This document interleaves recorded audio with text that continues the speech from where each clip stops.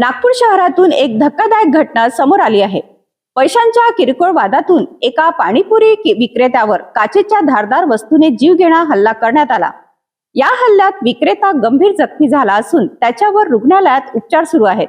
विशेष म्हणजे कपिल नगर पोलिसांनी अवघ्या एका तासात आरोपीला अटक करून गुन्ह्याचा छडा लावला। नागपूरच्या कपिल नगर पोलीस ठाण्याच्या हद्दीत ही धक्कादायक घटना घडली।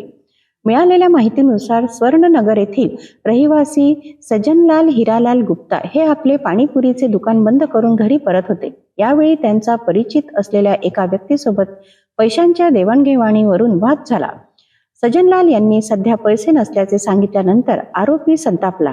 रागाच्या भरात आरोपीने जवळ पडलेली काचेची धारदार वस्तू उचलून सज्जनलाल यांच्यावर हल्ला केला। या हल्ल्यात सज्जनलाल गंभीर जखमी झाले।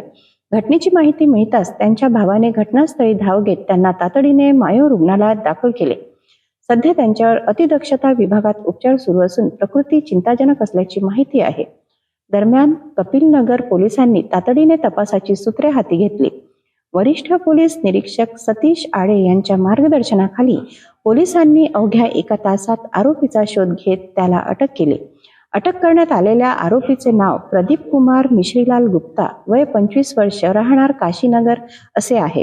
या प्रकरणी आरोपी विरुद्ध खुनाचा प्रयत्न आणि इतर संबंधित कलमान्वये गुन्हा दाखल करण्यात आला असून पुढील तपास सुरू आहे।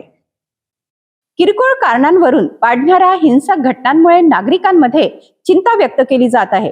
पोलिसांनी आरोपीला तातडीने अटक केली असली तरी जखमी विक्रेत्याच्या प्रकृतीकडे सर्वांचे लक्ष लागले आहे।